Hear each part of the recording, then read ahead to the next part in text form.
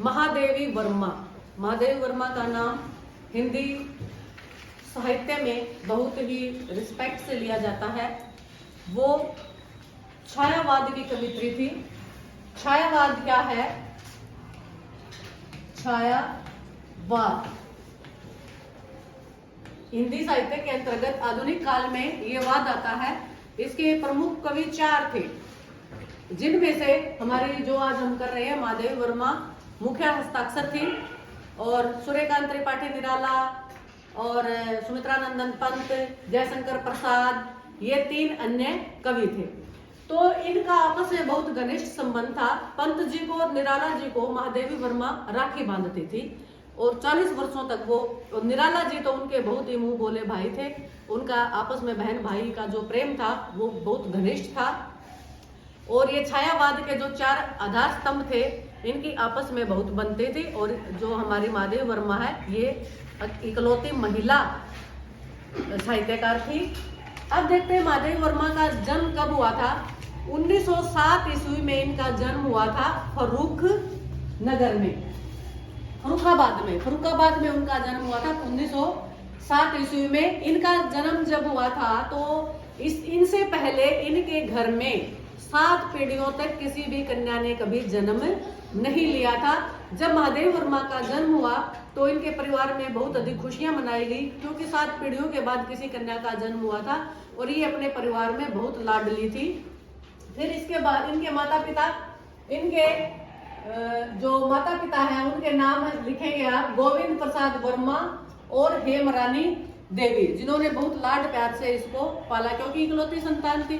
और वैसे भी 7 पीढ़ियों के बाद अगर लड़की पैदा होती है तो उसका उत्सव अलग ही मनाया जाता है। फिर इनकी जो शिक्षा दीक्षा थी वो स्टार्ट हुई इंदौर में मिशन एक स्कूल था, वहां से इनकी शिक्षा दीक्षा शुरू हो गई। लेकिन इनकी शिक्षा पे ब्रेक लग गया। कब?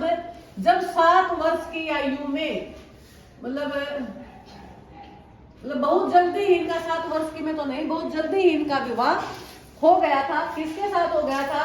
स्वरूप नारायण वर्मा। इसका आप स्क्रीनशॉट ले लीजिए। मैंने इस पे इम्पोर्टेंट जो आपके बनते हैं वो बना दिए हैं।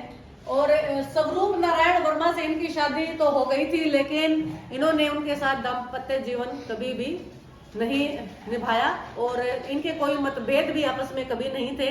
लेकिन किन्हीं कारणों से ये अलग अलग रहते थे और इन्होंने हमेशा एक सन्यासिनी की तरह जीवन व्यतीत किया है। ये कभी भी शीशा नहीं देखती थी और कभी भी साज श्रृंगार नहीं करती थी, और एक गोटे की छोटी सी पट्टी वाली सफेद साड़ी हमेशा ये पहने रहती थी। और लेकिन इनके पति के साथ इनका कोई भी कभी विवाद नहीं था। इन्होंने कहा कि मैं गृहस्थ जीवन में नहीं रहना चाहती, मुझे ये सन्यासियों वाला जीवन ही पसंद है। तो इनके पति ने भी सहर्ष स्वीकार कर लिया और इनका पत्राचार भी आपस में होता रहता था। चिट्ठियां एक दूसरे को लिखते थे और मिलते भी थे। कभी कभी इनके पति इनसे मिलने के लिए भी आ जाया करते थे। और महादेवी वर्मा ने सिर्फ 7 वर्ष की आयु से ही कविता लिखनी शुरू कर दी थी। और इनसे सीनियर थी सुभद्रा कुमारी चौहान, हिंदी साहित्य का एक और सशक्त हस्ताक्षर, जिन्होंने झांसी की रानी कविता लिखी है, आपको पता भी है। तो वो इनसे उम्र में भी बड़ी थी। तो वो बच्चों के, जैसे छोटी थी, 7 वर्ष की थी, तो वो छात्रावास में दोनों रहती थी। तो वो हाथ पकड़ कर ले जाती थी लोगों के सामने, बच्चों के सामने, टीचर्स के सामने, कि ये महादेवी वर्मा है, महादेवी है और ये कविता लिखती है। 7 वर्ष की आयु से उन्होंने कविता लिखनी शुरू कर दी थी। और उन्होंने संस्कृत में MA की थी। फिर उनके काव्य संग्रह, सबसे पहले काव्य संग्रह क्या होता है? बहुत सारी कविताओं को, मान लीजिए 10, 20, 30, 40, 50 कितनी भी कविताओं को इकट्ठा एक पुस्तक में जब रख दिया जाता है तो उसको काव्य संग्रह कहते हैं। इनके काव्य संग्रह थे निहार, रश्मि, नीरजा, सांदेगी, ये इनके काव्य संग्रह है। और ये अपने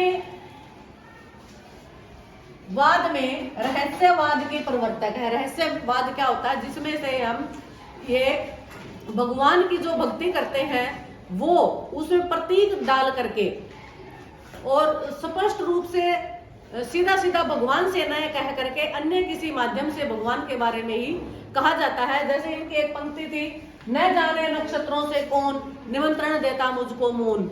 ये वास्तव में तो भगवान को ही इन्होंने कह रखा है, लेकिन नक्षत्र आसमान से पता नहीं इनको कौन पुकार रहा है। इसके बाद इनको कहा जाता है आधुनिक मीरा, क्योंकि जिस तरह से मीरा श्री कृष्ण के प्रेम में दीवानी हो गई थी और लोक लाज को भी त्याग दिया था, मंदिर में हमेशा मूर्ति के पास बैठी रहती थी, वैसे ही ये भी भक्ति करती थी और हमेशा एक सन्यासियों के जैसा इन्होंने जीवन जिया है, इसलिए इनको आधुनिक मीरा भी कहते हैं। और इनका जो काव्य है, पूरे काव्य में विरह और पीड़ा की देवी इनको कहा जाता है। अगर पीड़ा की कवित्री कहीं पूछ लिया जाए तो वो है महादेवी वर्मा। मैं चिर पीड़ा में मग्न हूं, और ये पीड़ा में ही ये मानते थे कि मुझे आनंद ही पीड़ा में मिलता है, और इसलिए इनके काव्य में भी पीड़ा की भावना बहुत अधिक दिखाई देती है। और इनको पुरस्कार मिले, पुरस्कार इनको कौन कौन से मिले? पद्म भूषण, ज्ञानपीठ पुरस्कार और पद्म विभूषण इनको पुरस्कार मिले हैं। और रेखा चित्र इन्होंने लिखे हैं। रेखा चित्र क्या होते हैं? मैंने तुम्हें बताया था कि शब्दों के माध्यम से किसी बात का ऐसा वर्णन कर देना कि हमारी आंखों के सामने, हमारे मस्तिष्क पटल पर वो दृश्य जीवंत हो उठे, उसको रेखा चित्र कहते हैं।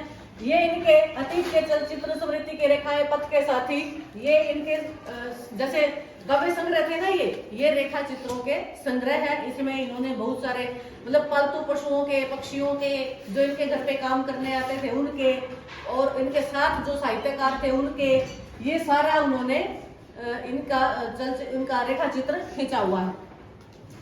और महादेव वर्मा सारा जीवन तक साहित्य की सेवा करते रही और पशु पक्षियों की सेवा करते रही, मनुष्यों की सेवा करते रही। और एक स्कूल में, कॉलेज में भी वो काफी सालों तक प्रिंसिपल के पद पर भी रही, और बहुत सारे पत्र पत्रिकाओं के उन्होंने संपादन भी किया। उनकी भाषा, अब अगर उनकी भाषा की बात करें, उनकी भाषा में जो ब्रज भाषा का माधुर्य था, ब्रज भाषा के काफी सारे शब्द उनकी भाषा में देखने को मिलते हैं। कोमलकांत पदावली उनकी कविताओं में देखने को मिलती है, और बहुत माधुर्य गुण बहुत ज्यादा उनके काव्य में मिलता है। और लेकिन अब उनकी मृत्यु कहाँ हुई? 1987 ईस्वी में प्रयागराज में अंत में महादेव वर्मा की मृत्यु हो जाती है। 1907 में जन्म लेकर और अपने जीवन यात्रा को पूर्ण करते हुए और बहुत ही रचनात्मक कार्य करते हुए सन 1987 ईस्वी में वो भगवान के चरणों में लीन हो गए।